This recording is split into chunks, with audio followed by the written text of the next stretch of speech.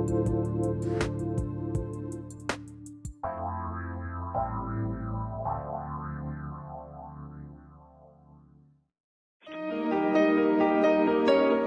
to the Dr. Pat Show. Talk radio to thrive by. Powerful, inspiring, and coming to you live, bringing you stories of people like you and me, busting through and living life full out. Get ready to dare to wonder what your life would be like if you knew you could not fail. Hey, everybody. Welcome. It's so great to have all of you tune us in and turn us on. We have a really important show today. It's really important. When I thought about this and introducing all of you to Trish Laub, I thought about, what it is that had touched her on the shoulder and had called her to come forward with a passion and purpose in life that is so important given the day and age we live in now. Now, we didn't know that at the time, but it has now become one of the most important things we look at. And today we're going to talk about a most meaningful life with Trish Laub. But what that journey is like is going to take us through the realm of scenarios that one enters in life when they are either asked to be a caregiver. We're going to talk about the meaning of that and what Trish calls it, or you are on the other side of that, the receiver. Today I get to introduce all of you to somebody that has created an amazing platform, someone that has said yes to touching upon one of the most important aspects of our journey.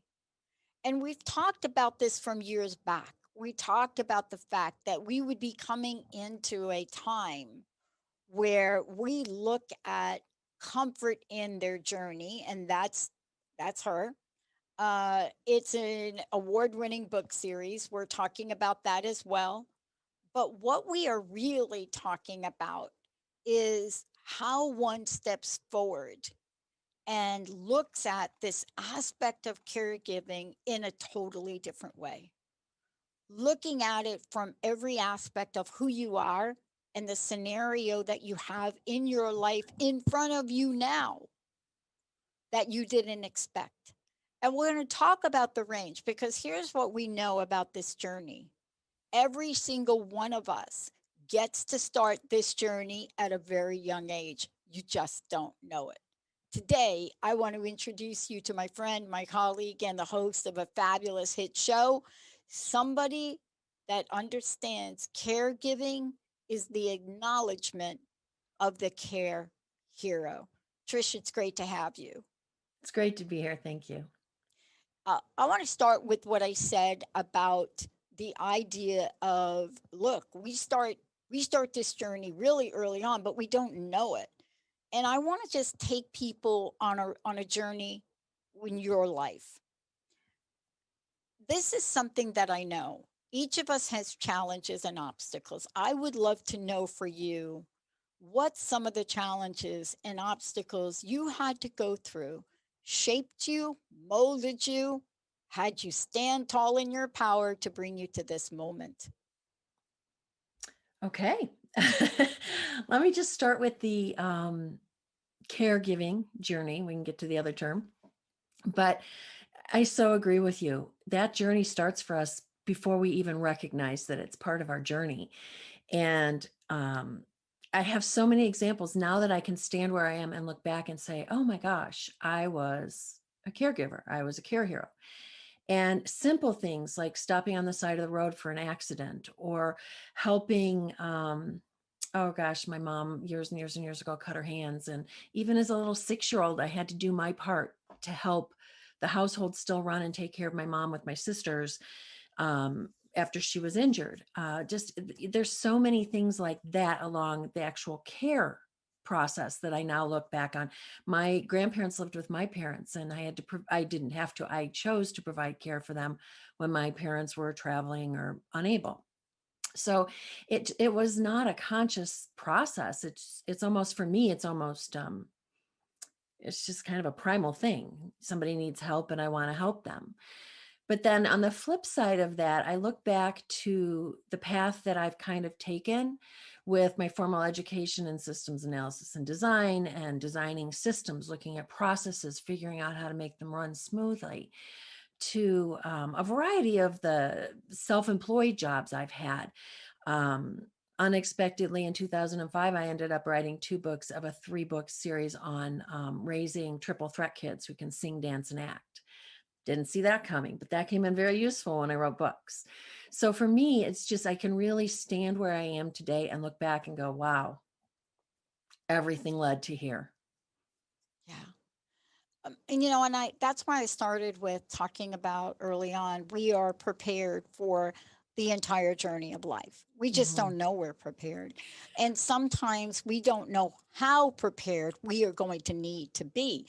And isn't that where your body of work now comes in, or steps in, as I should say? Because we may be prepared to put the band aid on the brother. Oh, like Anthony cut himself on a tree, band-aid, and you're given a little toolkit, and you throw this on, you clean it with this, and then you just slap the band-aid on it. Right. So we get that. But we don't get maybe training to care for somebody Mm-hmm. that has a critical condition, maybe a condition that slowly deteriorates over time. I have a friend that has MS, and so those journeys are different. Um, how was that journey for you? Because you're right, we learned to put the band-aid on, but we don't know how to care for somebody that we're going to care for 10 years or more. And you're right. Even with all of the kind of care experiences I had, and all of the journey in the jobs and opportunities like that I had, that have gotten me to this point, I had moved across the country from Chicago to Denver, and 48 hours later, my dad went into medical crisis, and 6 months later, my mom did. So by January of 2013, I was standing with my sisters going, what the heck? I mean, my parents had done estate planning. They had long-term care insurance. They were going to take care of themselves. And I always assumed that, I mean, I always wanted to help if I could, if they needed it, but I didn't have any clue. We were not in any way, shape, or form prepared for everything to explode at both parents at the same time, unexpectedly. And I guess the previous experience, like with the caregiving, with the band-aids on the kids, that surely showed me I had the compassion to help someone. But it didn't, where it really fell apart for us is that my family was very healthy. So we had not been in the medical system at all. I didn't even know what a hospitalist was. Never heard the term. I thought my parents' PCP was going to show up. And then this whole world of care. I mean, my grandparents' age, their family, you just took in your grandparents and you took care of them, and you didn't care whether it was called dementia or Alzheimer's Good or anything morning, else. everybody. So I was really unprepared, really unprepared for it. Yeah. And I think, you know, there's the answer to how to get prepared for that is big yet small. I mean, if you start now, it can be very small. If you wait until it explodes in your face, then it can be big. Well, and you've documented this in your fabulous, fabulous book, right? What I'm talking about is also the way I introduced the show today, right? And, what we're talking about here in looking at this is how we go through a most meaningful life, right? And what that journey is like when you talk about somebody that you're so close to, like a father, Mhm. right? And, these are sometimes folks that we don't ever expect to be in this scenario. So there's so much to it. But then you took it one step further and you said, yes, I'm going to write this book. I'm going to create videos about this. I'm going to help people with this. And then now this has become one of the most important roles that somebody could play, is to be the expert in the field to help other people. Isn't that, that is totally taking that experience and realizing you're not alone and other people need help. Right. And to be completely honest, I spent 3 years trying to talk myself out of doing it. Yeah, because I I knew it was bet. big. And I had written 2 books before. I knew writing 3 books. Um, they're reference style, so they're really compact with information within the number of pages in a book. I knew that was going to be a lot. My husband had just retired and I was exhausted. But after 3 years, I couldn't walk away from it. You know, my sisters and I, when my parents were in crisis in a medical facility, would stay there and do awake overnights with them. So maybe we'd work literally a 36-hour shift and go home and research for another 8. Now I certainly am not advocating people do that. That it was extreme. But at some point I also realized that it was like this lab experience had been created and I was supposed to learn how to do it. And if I had walked away, all of that work would be gone. Yeah. And I just thought, I have an unusual skill set coming from systems analysis and design. And my Right. sister, I will still tout her as the best Google searcher ever. If I can't find it, she can find it in 30 seconds. And so we were really fortunate. We could find a lot of things that we needed. We could teach ourselves, but I just thought, most people don't have that luxury. They don't have that skill set.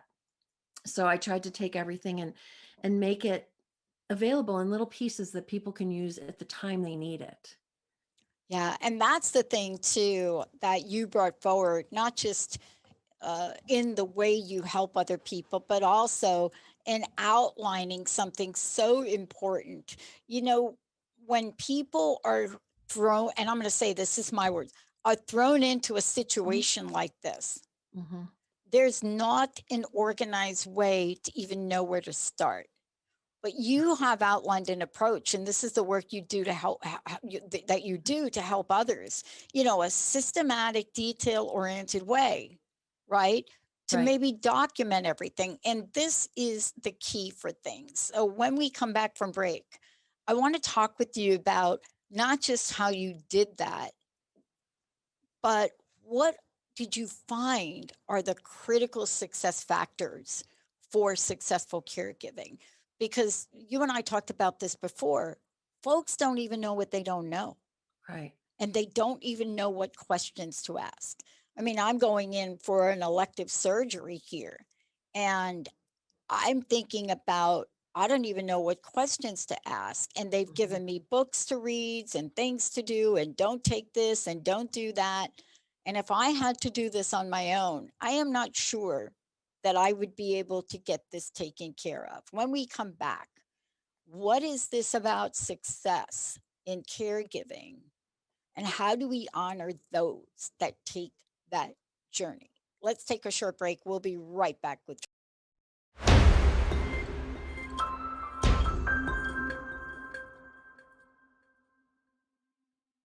Hey everybody, welcome back. Welcome back. I mean, I want everybody to meet Trish Laub. And, we're talking about A Most Meaningful Life, which is also her fabulous book, but we're also talking about her journey in her upcoming show. And what we're doing is, look, there are many books that you can read that give you science that are really quite academic. But when you meet somebody that has also walked the path, there's a certain sense that you get from what they can provide and help you with. It's like a mentor said to me once, one of my credible mentors, right? Sedonia Cahill, she said to me, Pat, you can't take a person place you haven't gone. And, that had to do with what happens when you get sick. I'd never really been sick. Your world changes. Trish, before we talk about what people should know that continues to help them with success, how do people find out about you? How do they find out about your show, your books, all of the above? They can go to my website, trishlaub.com. It's TRISHLAUB as in boy.com. And they can find out about the books, my speaking, consulting, the radio show. There's a separate tab for that. And some of the other things that I do offer. Look, you have walked the path, right? Yes. Right. And, when you walk the path, you learn what works and what doesn't. You learn, oh, wait a minute, that looks like a pothole. You know what? Let me help you not step in that.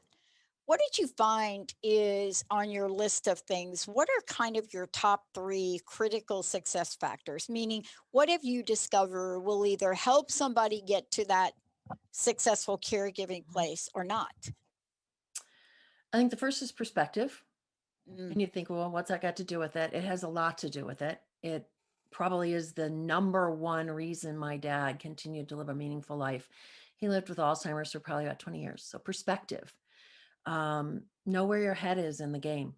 And people can decide that now. I knew I always wanted to be a part of taking care of my parents.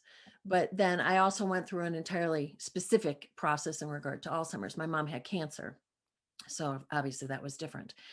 So perspective, it's 10% what happens to you and 90% how you choose to respond. And there's a big difference between reacting and responding, because responding is a choice. The second thing I think is I just came up with this one while you were talking. I think it's the ability to creatively solve problems, to look at a situation, and 99% of the world is doing it this way. And it's not working for anybody. So why are we going to do that? Come up with a different way to do it. And it can be something simple like I had a caregiver suggest that we get a baby wipe warmer for the wipes, because the cold wipes made my dad it upset him. Something simple like that, to really big things. My dad had dysphagia, and this isn't all that creative, but at some point I said, you know what, I think we need to retest him. And every medical practitioner said no. And we retested him, and it improved his quality of life significantly because we could back off on thickening things. So I think creative problem solving makes all the difference. And then the other one is to truly know what your philosophy is about care, about life, about someone else's right to live their life their own way, what your goal is. I had a situation where a very, very dear, very close friend called me one day and she said, Trisha, what are you doing? Why are you keeping your dad alive? And I said, I'm not.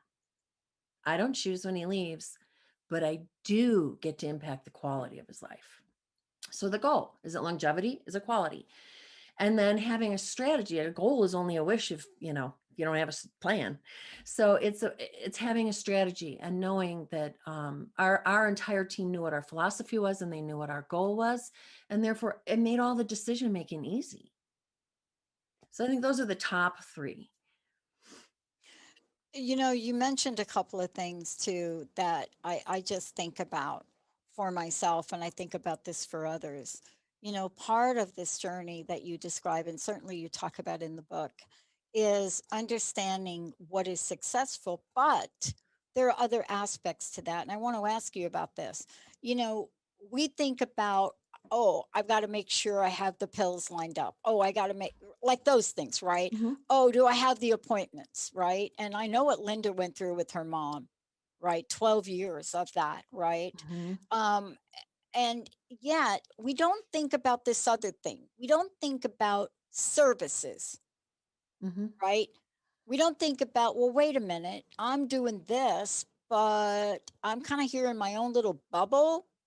Are there services in the caregiving arena that when you think about them, Trish, you think, oh my goodness, this has got to be on your top 10 list?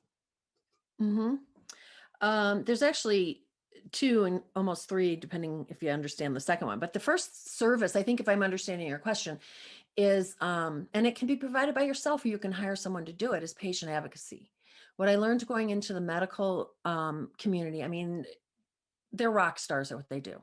They save Yeah, lives. If yeah, you're in the hospital, you're either doing surgery or something like that, or they're saving your life. yeah. And then you have this care world, and there isn't much more than a really limp handshake between the two. And there's actually a time between discharge at a medical facility and going back into a care facility or to your home, where I call it limbo, because nobody's really overseeing things. And even while our parents were in medical facilities, we oversaw their care as so. But patient advocacy is a term, but it's also a job. It's also a service provided by board certified patient advocates. And I highly recommend that people do a little research on that, because it's an invaluable service. The other one to me has got to be one of the greatest services offered in our country, and it's palliative care. But most people do not understand what palliative care is. And hospice care is a little tiny, it's at like the handle of the umbrella.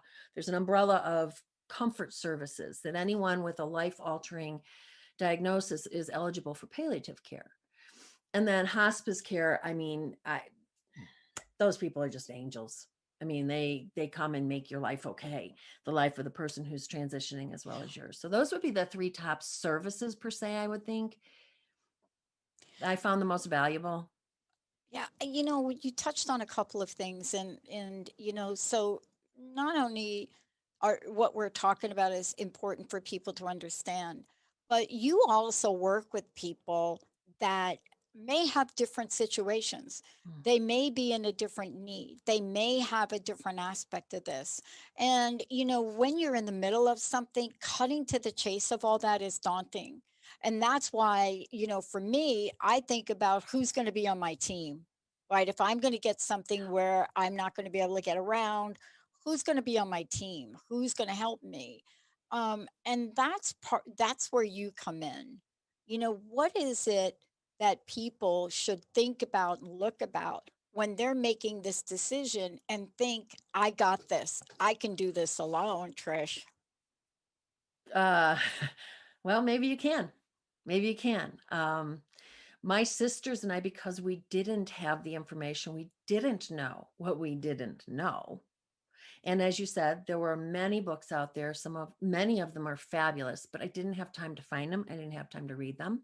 There are organizations, but now after the fact, when I can look back, my sisters and I became all the players. It's like a football team. Yeah. You need a coach, you need a quarterback, and you need a whole lot of players, or at least be aware of them. Maybe your particular situation doesn't need everybody, but a patient advocate can be a person on that team. So when I mentioned the three top things, I'd say, the care team is probably right up there with the three, but that made it four.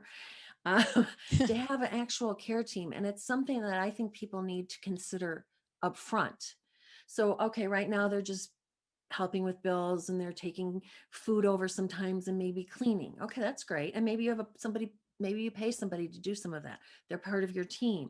But look down the road a little bit to be aware. It's always kind of it's good to be aware of that next level that you might need, just to even know about a patient advocate or a placement consultant for housing.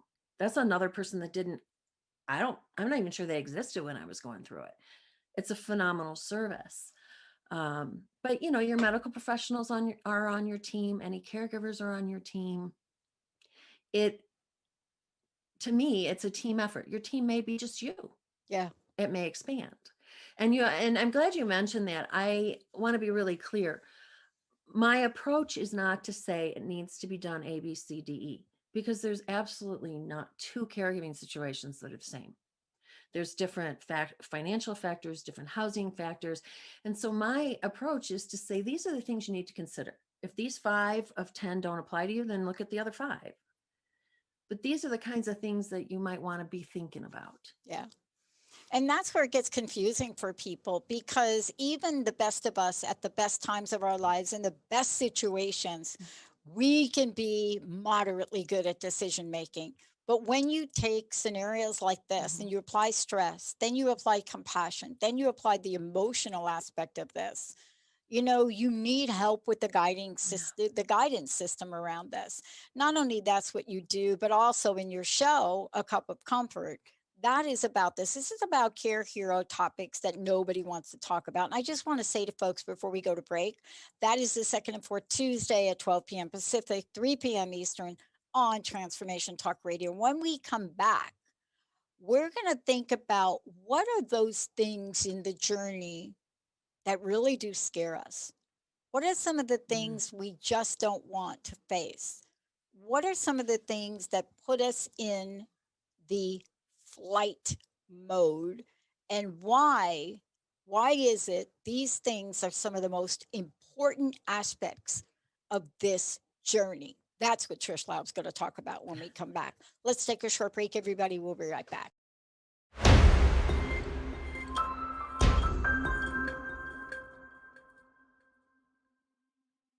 Welcome back, everyone. Welcome back. I am so thrilled to be talking with all of you about, first of all, about something that no, I mean, this is what Trish Laub does. These are topics nobody really wants to talk about, and yet we're all faced with them. I can't tell you how many people in my circle of friends are right now going through things they never expected to go through and going through it in times that are so absolutely daunting. We're going to talk about how to take the fear and negativity out of what? Yeah, that thing, that end of life planning. But before we do that, how do people get copies of your book? And again, how do they find out about your radio show, past episodes, all of the above? They can go to trishlaub.com. That's TRISHLAUB as in boy.com. And you can find out everything about the books. You can purchase books there, everything about the radio show. So it's all in one place, easy to find. Thank you. Okay, this idea, this end of life planning, I think, Mm-hmm. when I think about the whole concept, the psychology of flight or fight, this is one of these things where flight seems to be the action of choice. It's like, what did you just say? I'm gone. How do you help people take the fear, the stigma, and the negativity out of this? How did you all do it? Well, fortunately, my parents had their estate planning, their powers of attorney, their personal representatives, their advanced directives in place. We had talked about DNRs, but they had made their own choices. And so if we caught a break anywhere, it was there. The other thing I just have to say, the other place we really caught a break is that there was a moment in time a couple years before, well, 4 years before I moved here, where I looked at my mom and I said, you and dad need to be in a one-story place by spring. And they did it. So not waiting too long to move. I just had to throw that in there, but because it's really important. So we knew what my parents' wishes were, but what that did for us is it made me realize what a gift that was. I could stand someplace in a hospital room with one of them unconscious and I knew what they wanted. That was not my responsibility. My responsibility was to see that that was executed. And so what I talk about, well, first of all, in talking when people start to the topic of estate planning comes up, and I use that as the generic term for all medical directives and everything. It's just a nicer term. Hmm. Um, what happens is it strikes, like you said, fear and negativity. It makes people face their mortality, and it's scary. And what I hope to help them with is to help them understand that it's powerful to do your estate planning. You are in control of your life. You are stating what your wishes are. But then you're also giving this amazing gift to the people who provide care for you. And if that's the same as family, that's great. And if it's not, you are also giving the peace of mind to family that they don't have to come up with the decisions. They don't have to make the choices. It's very, very powerful and freeing to do that for yourself. You're taking the power for yourself and you're freeing everybody else from those choices and decisions. So I think it's a gigantic gift. Yeah. And, this is one of the things that you're right. We don't want to think about, right? But there's one thing that I've heard more people say than not are, I wish I would have. I wish mom Mm-hmm. would have. I wish dad would have. I wish my brothers and sisters would have. Mm-hmm. Right? I mean, how often do we hear that? Do people say them in regrets? A little bit, right? Um, but for the most part, it's, if we would have only done this, this would have changed. Let's talk about that. Is it different for people where we're talking about Alzheimer's or something else? Well, I think first of all, just to address your Yeah. most of what you said, I've been asked, how do you go through this process without regrets? And I think that answer is you make the best choice in the moment that you can with the information Mm, that you have. mm-hmm. I literally would drive 3 minutes to the hospital, walk in, and some doctor would look at me and ask me a life and death question. I hadn't even heard the question before. So you do the best you can. And what's freeing about that is if 5 minutes later you have better information, you use that and make a different choice. And so it's all about being able to say, I did my best for this person. I did my best with the situation I had. Um, with Alzheimer's, I don't know that or people with dementia, I don't know that it's different. To me, actually, it was the same, because I did my best to keep my dad safe, because he was the big protector. He was the big man, and no one was going to hurt his kids or his wife. And he was the protector. And now I had to be his protector. And I made him a promise. I verbalized it to him, and I said, I will keep you safe. Yeah. So, I think with dementia, there's an element of safety that ups the ante a little bit. And then also, because they can't advocate for their own dignity and the quality of life, that was something that I took on and said, okay, this is going to be part of my deliverable. So, with my mom, I didn't really have to fight to keep her safe, because my dad had cognitive challenge. My mom couldn't have been brighter, smarter, sharper at 92. I mean, my joke is always be, geez, I wish I would be that bright someday, Right. Um, but hers was physical. She had just a myriad of physical issues. So it was very, very different. And she could speak for herself. Um, and that's kind of, if you don't mind, I want to just kind of throw this in too. It was an Please. interesting thing that we Please. found that we automatically did. To me, the dignity and respect piece is huge. And that's what I'm just going to say it. That's what our country has kind of lost sight on, I think, in taking care of our elders. And so my mom could be laying in the hospital looking at me, feeling very, very sick. And the doctors would walk in and talk to me, and I'd say, your patient's right over there. And then they would ask her a question. I would look at her and I would wait. And then I would say, do you want me to answer? So it was all about giving and keeping the power with the person Mm. that owned the power. I know And that was a little it's tangent there. Sorry, but I think it's no, but important. what you just said is so important, because Yeah. sometimes we get so stuck in the details or the steps or the Hmm. actions, we forget about the people. And if that happens, you significantly lose quality. We're just checking. Yes, those meds are important. Yes, keeping my parents. I mean, we had a short list. We had an objective. We had daily objectives. They had to be kept clean. The meds had to be on time. But beyond that, there had to be quality time. There had to be quality life in between those medications. Yeah. And this is really the key.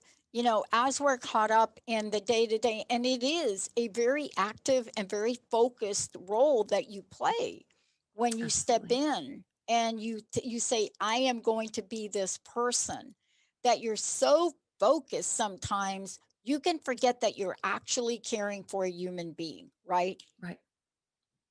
And it's an interesting process for me, because I realized more so with my dad than my mom, because he was the one that had Alzheimer's. I watched like all of the daily junk that we think is so important. All the running here, running there, all of those kinds of things. I watched that all slip off of my dad like it was Teflon. And all that mattered to him was connection. That's all that mattered. It was Yeah. everything to him. Yeah. And I would have people say to me, well, how do you connect to somebody with dementia or Alzheimer's? It took me a hot 5 seconds to connect with my dad every time I saw him. So, he was in there, maybe it took a little more time. I had a ritual outside the door of their condo. And then I had a ritual when I came in, and my mom knew what she would watch me do it. And then I would go, because I would always address my dad first. My mom learned I wasn't being disrespectful to her. He needed the immediate lock in. And then I could go see my mom. Yeah. This is so important. And, this is why I said earlier, Trish, that when you're thinking that I got this, I Mm-hmm. can handle it, I can do it, these are the pieces where you don't see yourself. Mm-hmm. You don't see yourself. And experiences like you're describing and what you went through, they will change people. And I think the one thing that most people don't want to happen is this piece where they forget how to be compassionate, how to care, and how to connect. Mm-hmm. And that's where, for me, when you decide to take this journey alone, I always tell people rethink it. Yeah. because you're taking a journey you've never been before. You don't know what's going to come up. You don't know how you're going to have to overextend yourself emotionally and physically. And boy, wouldn't you want to get some relief? When we come back, we're going to be talking with Trish about something very important: comfort in their journey, how to bring this to care heroes, what that means. How does it differ from other things you've heard before? The term care hero is different than what you've heard before. That's what Trish Laub talks about. Let's take a short break, everybody. We'll be right back.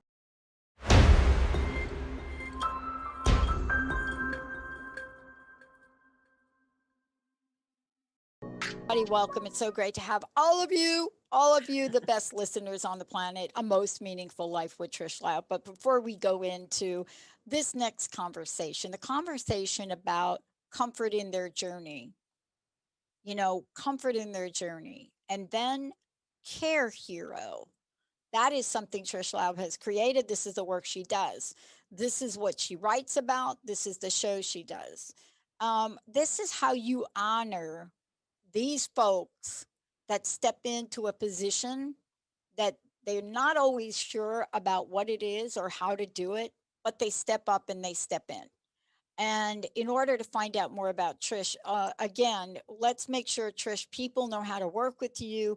How do they maneuver through that through your website? Just give folks some information if you would. Sure. The website is Trish Laub. Last name is laub.com. B as in boy. You can find out about the book series. It's A Most Meaningful Life, My Dad and Alzheimer's. There's a book completely dedicated to caregiving, everything you need to know about caregiving. It's Through the Rabbit Hole, Navigating the Maze of Care. And then the third one is Peaceful Endings, and that is Guiding the Walk to the End of Life and Beyond. And then you can find information about presentations and speaking that I do, consulting services. I have a membership side to my website where all of the text of my books, every article, and the content of interviews is on there, plus other features. But all of that information is searchable. So you can put in one keyword and find out any reference to that. And then, of course, A Cup of Comfort, the radio show. Yeah. There's a tab on that will show upcoming episodes, podcasts from previous episodes, and everything you would want to know about it. Yeah. I mean, let's talk about the why to this. Mm-hmm. And the why really has been talked about throughout here and of certainly in your work. But it is a why, and the why has to do with these folks that step forward in a role. And a lot of them would even say, yeah, I'm a caregiver. They say something like, I'm just doing what I need to do. Mm-hmm. Of course I would do it. Let's talk about, what does comfort in their journey? What does that say about these folks and your role in advocacy? Well, comfort in the journey is overarching all of the services and options, but A Cup of Comfort is really pretty specific in its deliverable. It is really, it's a half-hour radio show that I wanted it to be a brief period of time. Caregivers don't have time. They don't have time to find the next thing they need or to eat or to sometimes run to the bathroom. But hopefully they've got 15, 20, 30 minutes if they can get in there and just grab something that they enjoy drinking, a cup of coffee, a cup of tea, something, I don't know, a glass of wine, whatever. And just listen and hopefully walk away. My goal is for them to walk away with a nugget, something that is actionable. But the other part of it is I want it to be a celebration of care heroes. People who provide care, and that starts with dropping a meal off at a friend's house or taking a meal to someone who's housebound or picking up, dry cleaning for a neighbor. It starts out as activities of independent living. Very often it moves into activities of daily living, which are ADLs, and those are things like mobility, and they require more assistance with eating. It becomes a bigger job. But each and every one of us steps into that, and it's unknown. We don't know what we're getting into. We don't know if it's going to grow, if it's temporary, if it's long term. I certainly didn't know how long my journey was going to be. And so each of those people stepped into, even if they think it was a responsibility, they chose to respond to their ability. They didn't have to do that, and they did. And they walked into an unknown. And so that should be celebrated. Yes, there we are providing care, caregiving, but that really sounds one-sided to me. And it is not a one-sided trip. So I have heard care partners, and that kind of takes us up a notch. But I think we're care heroes. I know we're care heroes. And that deserves to be celebrated. And then hopefully I can just hand them a little nugget. And then after each episode, they can go on my website and do a downloadable PDF, because I know it's really, really tough to retain information when you're providing care for someone else. And this really too is, it gets back to how we started this, and certainly it honors your journey. It honors, what you have been able to experience through this, and then make a personal commitment, Trish, that you are not just going to share this, but you are going to help others, Mm-hmm. because this is a scenario that folks will face, most likely face in their lives, Mm-hmm. and don't really anticipate the wide range of things they really are going to be responsible for. Everything from a power of attorney to the power of enacting it, all of the above. So I want to thank you. And again, of course, people can call you, they can contact you, and they don't always need to know. So I want to say this one last thing. They do not always need to know what they're going to ask you. And I think that's why people don't call, because Right. they're like, oh, I'm not going to have really an intelligent question. No. How do people do that? How did they get to work with you? How can you help them on this journey? They're on the website, trishlaub.com. There are a variety of contact forms, and you don't even have to use the correct form on you can use any of them. It'll get to me. But just, write me your story. If you don't have a question, just tell me a little bit about what your situation is, and maybe that you just feel like you don't know where to go from there. Um, Share a tip with me. Caregivers are the best resources for what works and what doesn't work. Um, like I say, on my website, there's a contact page, but on almost every other page, there's a contact form you can fill out. You can email me at info@trishlaub.com. You can call me at the phone numbers at the bottom of the website. Any any way you can find me on social media and message me there. Yeah. Last question. I'd love to know your personal message. What would you like to leave us with today? Wow. Um, I guess my personal message is that caregiving is an honor. It is a privilege. Taking someone through to the end of life, our culture has a lot of fear around that, and I found that it is second only to birth in intimacy to another soul. And I encourage people to step into it, just heart open, and know that you're going to be okay. If you don't have an answer and I don't have an answer, I can find you someone who does. Just know that there isn't one roadmap, and I'm one of many people out there that can help you. I love it. Thank you so much, Trish Laub, everybody.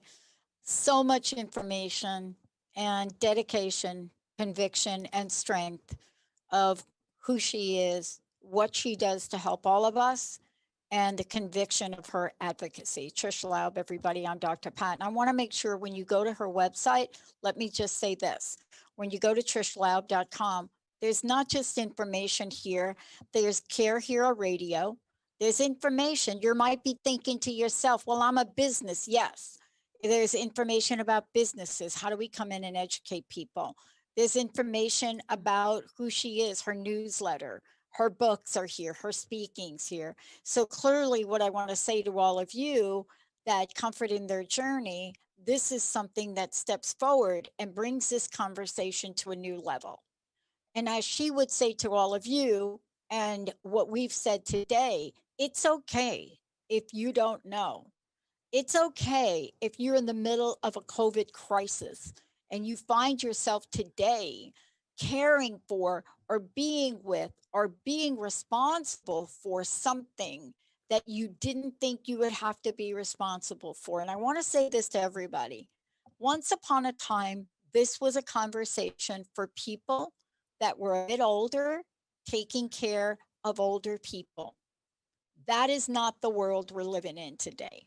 We're in a different world. And I would encourage everyone listening to the show, whether you are 20 or 100, it doesn't matter. This is not a journey that you have to take alone. Please get a hold of Trish Laub. Please get some help.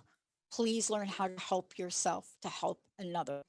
I'm Dr. Pat. If you want to know about me, go to the Dr. Pat Show, everybody. We'll be right back.